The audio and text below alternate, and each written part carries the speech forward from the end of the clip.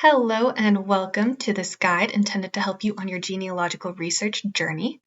So you can see here there are several different tabs to help guide you through your research. This first tab is going to give you a nice overview over what the guide offers, what Utah Tech University's library can offer you with your research, and then also some broad resources here on the left you can see that will give you some more tips, pointers, resources beyond what you're going to find in this guide. So this first tab you're going to see is online databases and resources.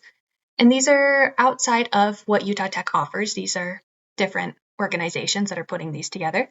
So I wanted to very briefly touch on how to use these different sources. Each of these sources can be used without logging into them, without having to create an account. But creating an account can give you some more tools that you're able to use. But you don't have to log in, of course. So this first one I want to look at is called Family Search, and it is helpful for you to find information about ancestors, about different census records about them, different government records that can help you kind of put together an idea of, when your ancestors came to the United States potentially, when they traveled to Utah, when they became a citizen, all of that kind of good stuff. So I'm going to show you how you can start off a search with this database.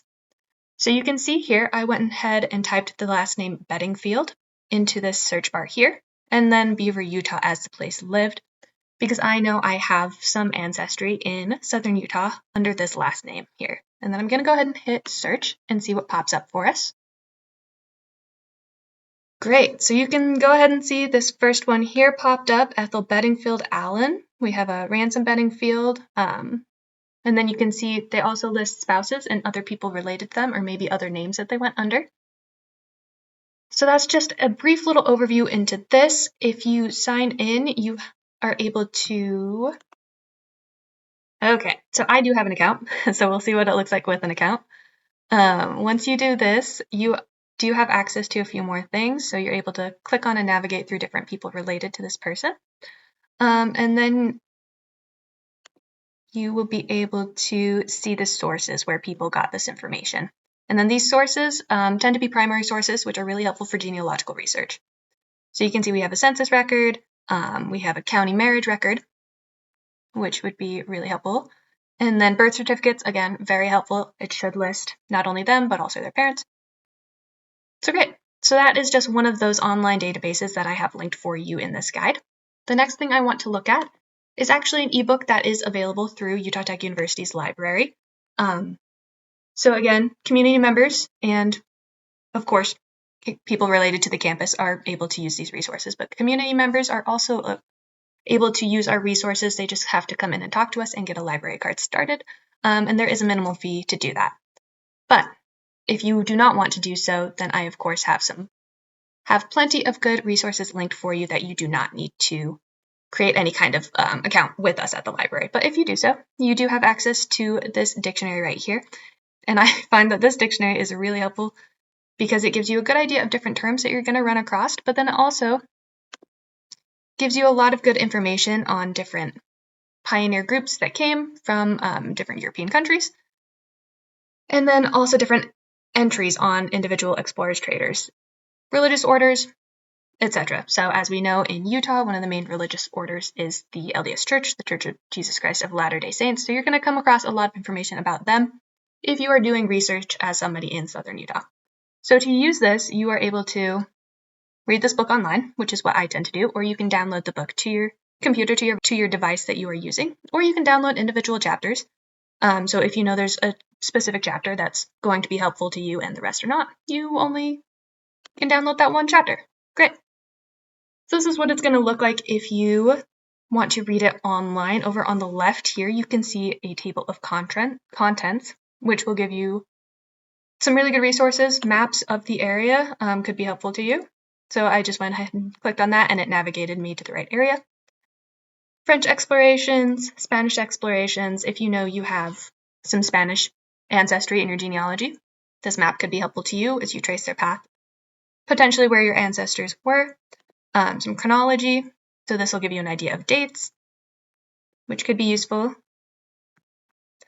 And then the dictionary that I mentioned, if you're unsure about a certain term or person. See, this has different people also defined in this dictionary, and then also places, Hawaii, for example. And then a bibliography right here, which will give you some general sources. Fur trade companies, there were fur trappers in the area, so that could be useful for you. Perfect. And then this last little note I would like to share with you is about using resources in special collections and archives. So if you look at the sources I have linked for you under Washington County genealogy, most of them are in special collections and archives. And special collections and archives, as I noted earlier in this guide, they're totally open to our community members, to anybody who wants to come in and do research with us. It's just a bit more of a unique process. So when you come in, you can look online. I have this pulled up. This is what it looks like when you're going to be searching our records. I searched, for example, Mormon pioneers, and these are the different things that popped up with that.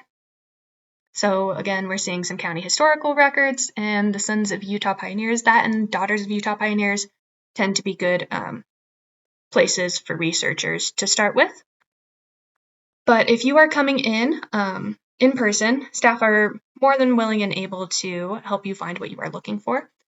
Just note that you will not be able to check out any of these sources, and you will have to do all of your research while you are there during our open hours. So again, any of these sources that you are seeing here, you are more than encouraged to come and see them in our collection. Just go ahead and request these different things, and then make sure you bring in an ID. We just check ID to make sure you are who you say you are, but then you are able to look at any of these. Again, if you are coming to an archive, you will be seeing a lot of primary sources, which are very important for genealogical research. So you can see cemetery indexes, some more marriage indexes, as well as male and female surname indexes, which having those surnames can help you trace genealogy. And then, yeah, just a lot of historical indexes that will help you during your research. So those are just a taste of the resources that I have compiled for you here today in this guide. And of course, you are encouraged to get into contact with me as well if you have any further questions. My information will be linked under this librarian section here.